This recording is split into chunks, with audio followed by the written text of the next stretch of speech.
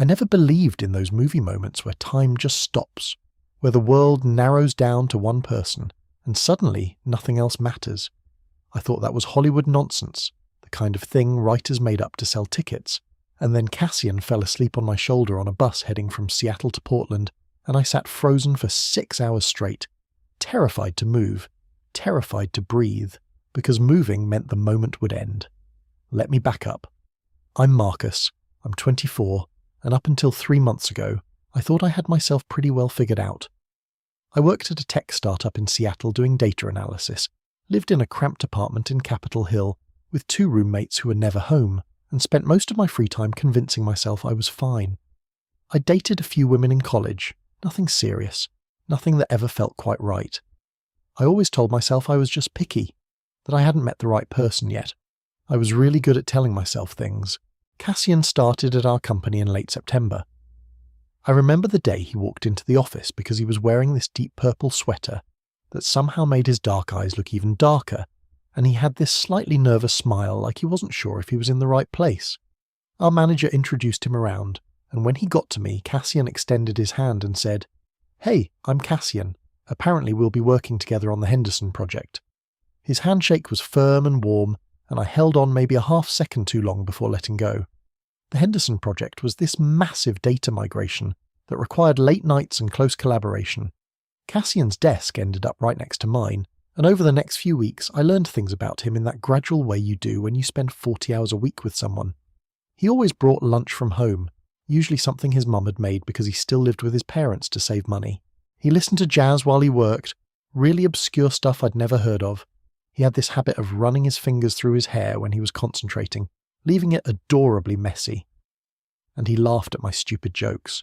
Really laughed, not the polite chuckle people give when they're just being nice.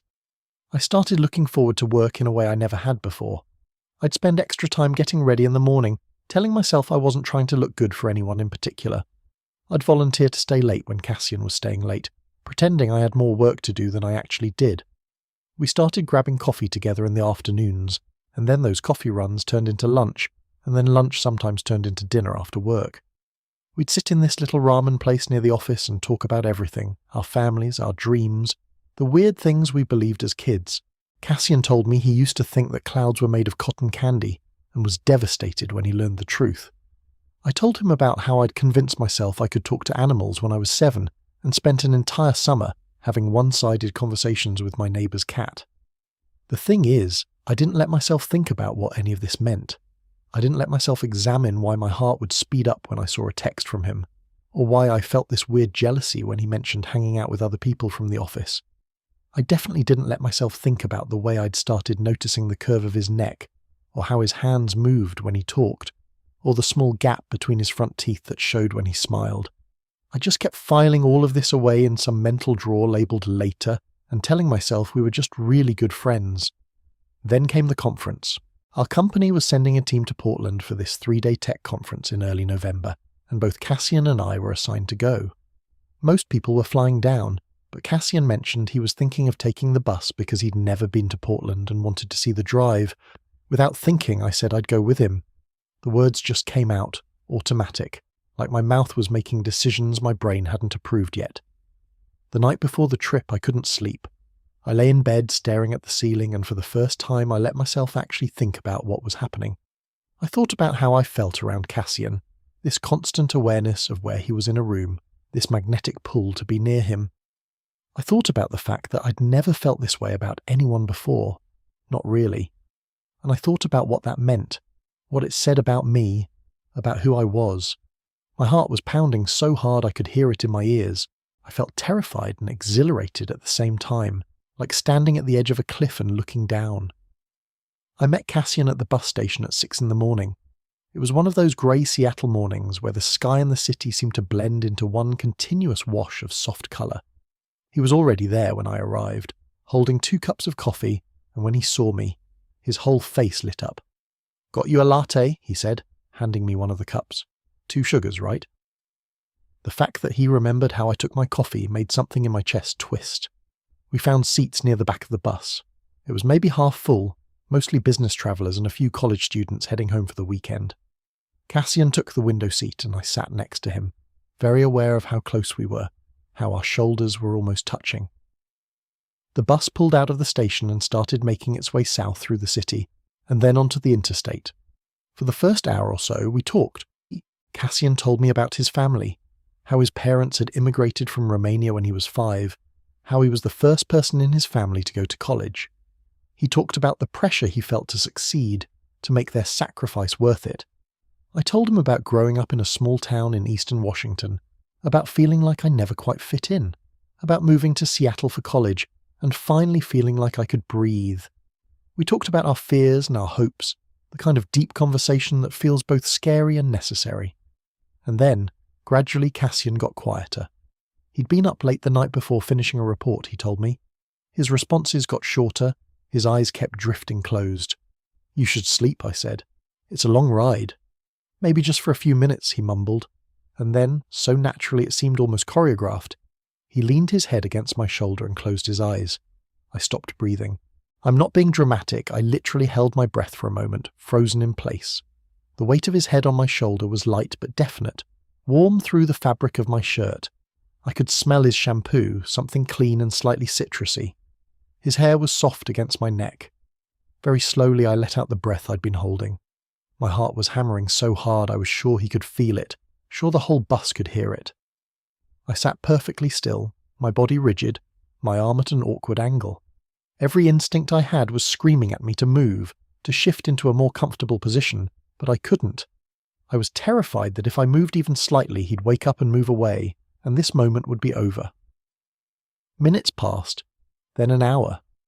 My shoulder started to ache, a dull throb that gradually intensified. My arm was falling asleep, that pins and needles sensation creeping from my fingertips up to my elbow. I didn't care. I would have sat like that for days if I had to. I spent that time just looking at him. I'd never let myself really look at Cassian before, not like this. I'd always been too careful, too worried about what it might mean, what it might reveal. But now, with him asleep and unaware, I let myself see him, the curve of his cheekbone, the dark sweep of his eyelashes against his skin, the slight part of his lips as he breathed. There was a small scar near his eyebrow that I'd never noticed before, a tiny mole on his neck.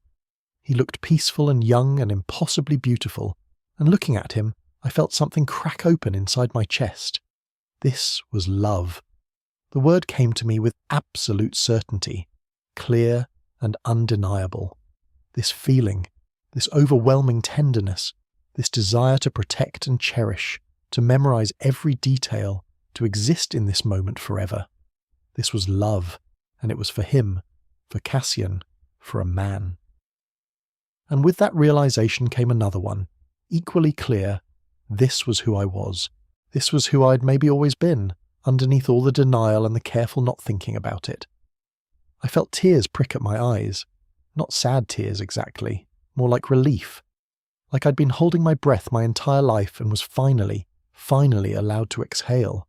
I blinked them back, not wanting to cry on a Greyhound bus, not wanting to wake Cassian. The scenery outside changed as we drove south.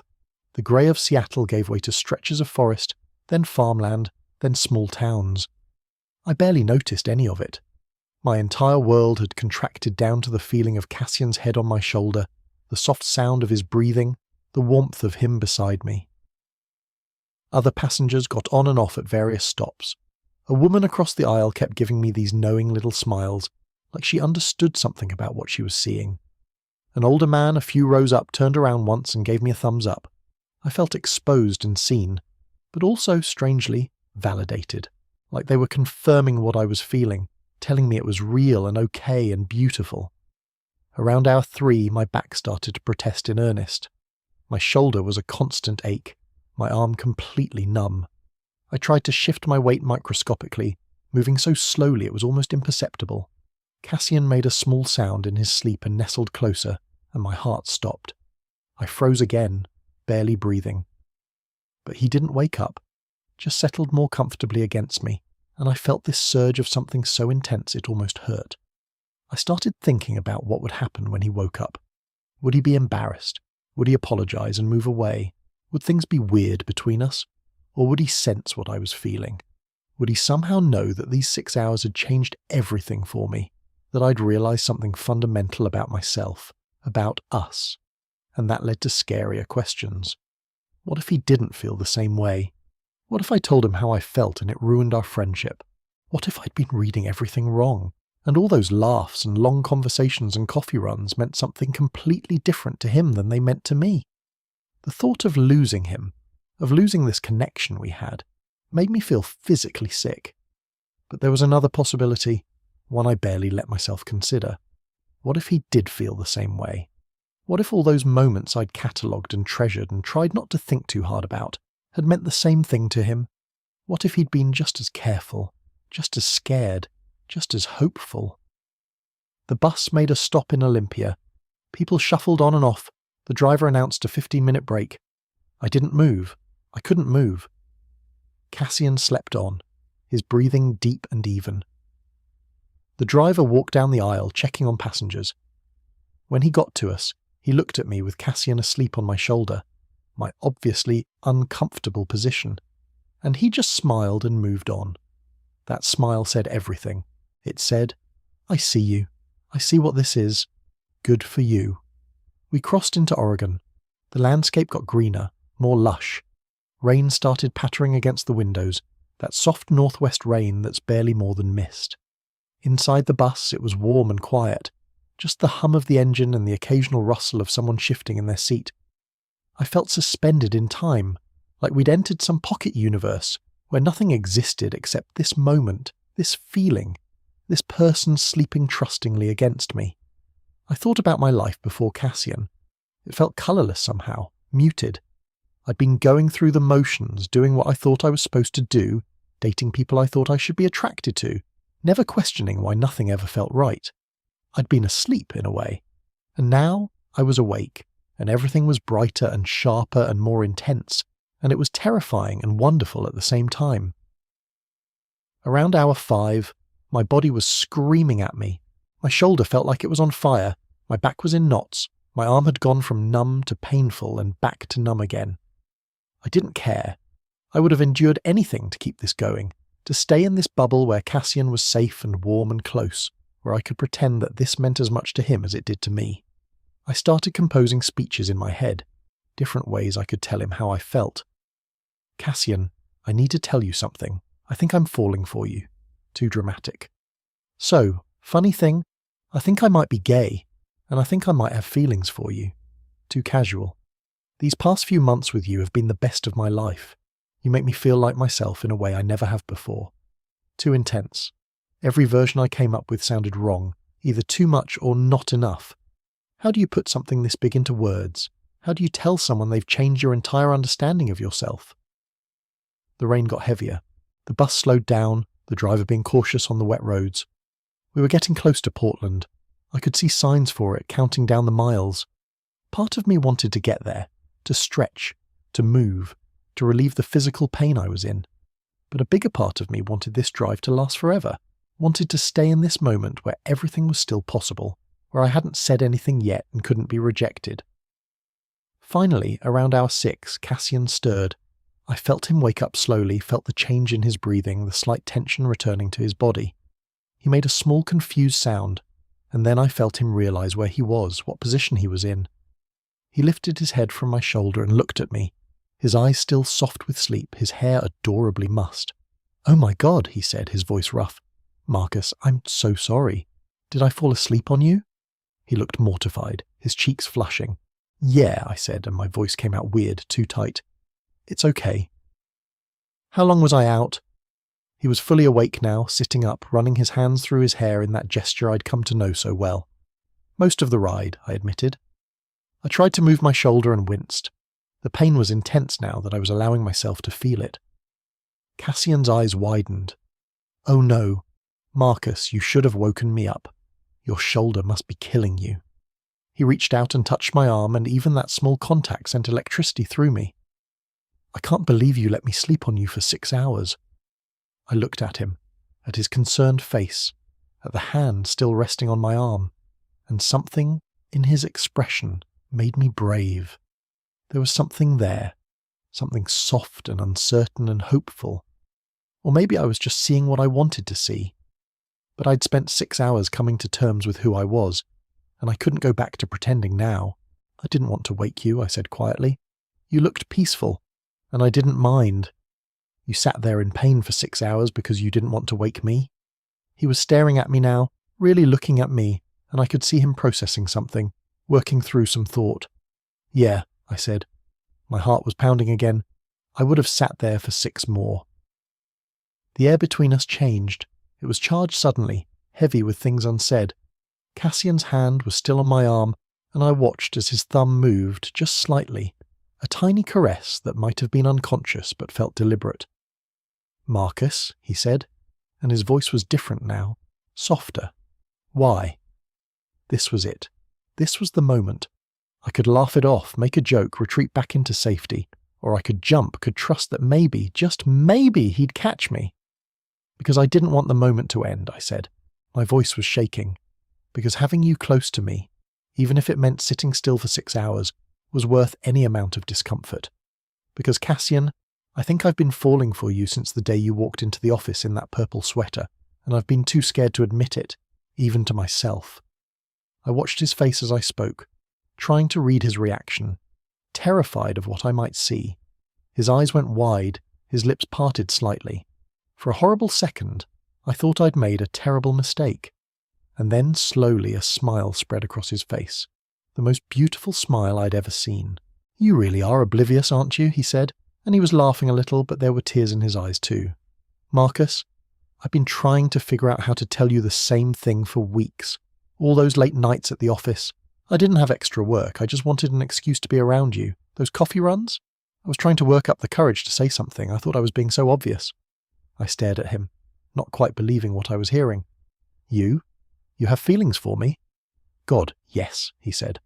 I've been losing my mind over here, trying to figure out if you might feel the same way, if you might be interested in guys, if I was reading everything wrong. And then today, when I woke up and realized I'd fallen asleep on you, I was mortified, but also kind of hopeful, because you let me stay there. You didn't move. I couldn't move, I said. I didn't want to move. Cassian, I've never felt this way about anyone. I didn't even know I could feel this way.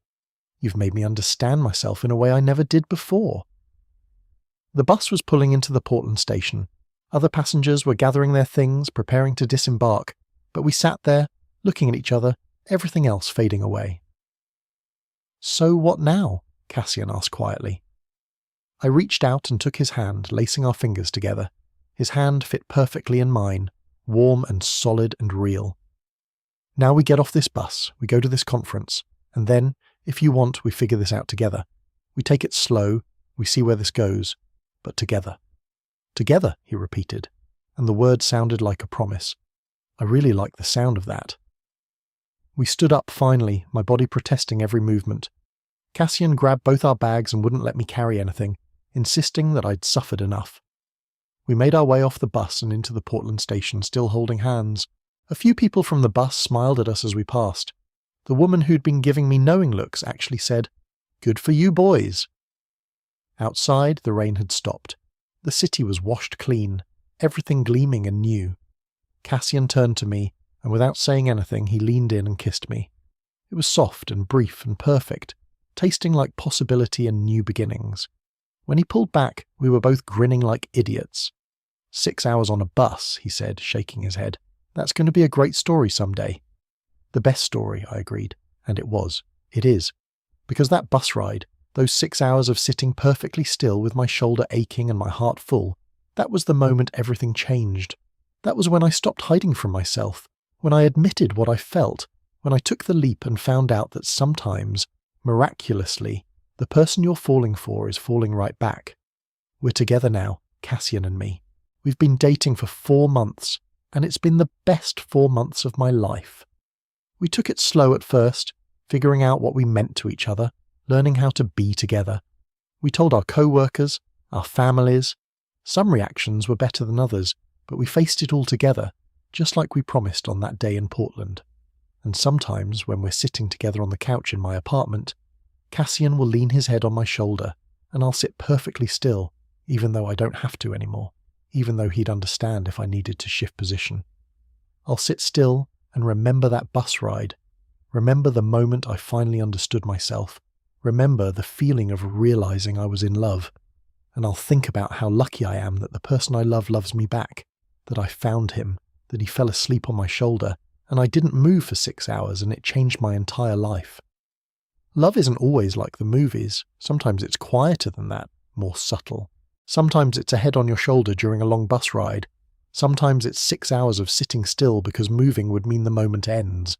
Sometimes it's realizing that the discomfort is worth it, that anything is worth it, if it means being close to the person who makes you feel like yourself. That's what Cassian did for me. He made me feel like myself. And every day I'm grateful for that bus ride, for his sleepy head on my shoulder, for the courage I found to finally speak my truth. Because that moment led to this, to us, to a life I never knew I could have, but now can't imagine living without. So yeah, he fell asleep on my shoulder on a bus, and I didn't move for 6 hours, and it was the best decision I ever made. Total char count 24,847.